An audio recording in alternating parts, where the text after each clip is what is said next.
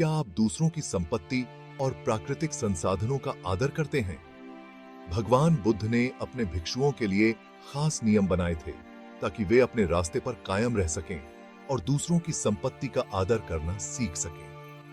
इन नियमों का उद्देश्य केवल अनुशासन नहीं था, बल्कि भिक्षुओं को इस बात की समझ देना था कि कैसे छोटी-छोटी गलतियां उनके आध्यात्मिक मार्ग से भटका सकती हैं।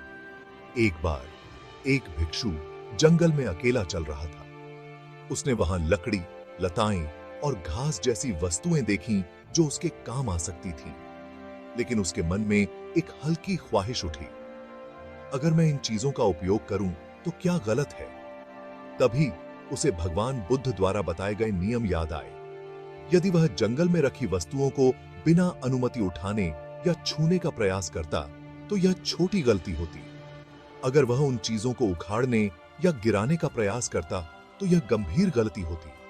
और यदि उसने उन्हें अपने कब्जे में ले लिया तो यह संघ से निष्कासन योग्य अपराध होता।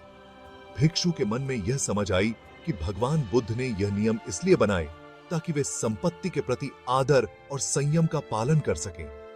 उसने अपने विचारों पर नियंत्रण किया और उन चीजों का उपयोग करने का विचार त्याग दिया। लेकिन यह नियम केवल भिक्षुओं के लिए नहीं थे। यह हमें भी यह सिखाते हैं कि किसी भी प्रकार की संपत्ति या प्राकृतिक संसाधन का आदर करना कितना आवश्यक है। अक्सर हम सोचते हैं कि थोड़ी सी चीजें लेने या इस्तेमाल करने में कोई बुराई नहीं, परंतु ऐसा सोच हमें धीरे-धीरे गलत राह पर ले जा सकता है।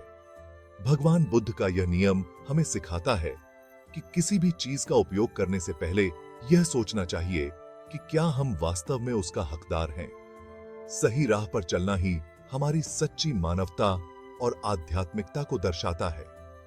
यह कहानी हमें यह याद दिलाती है कि सही रास्ता वह है जहां हम दूसरों की संपत्ति और प्राकृतिक संसाधनों का आदर करते हैं।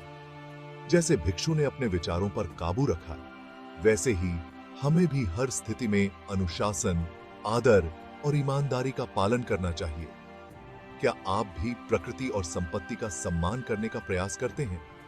हमें कमेंट में बताएं और ऐसी और प्रेरणादायक कहानियों के लिए हमारे चैनल को सब्सक्राइब करना न भूलें।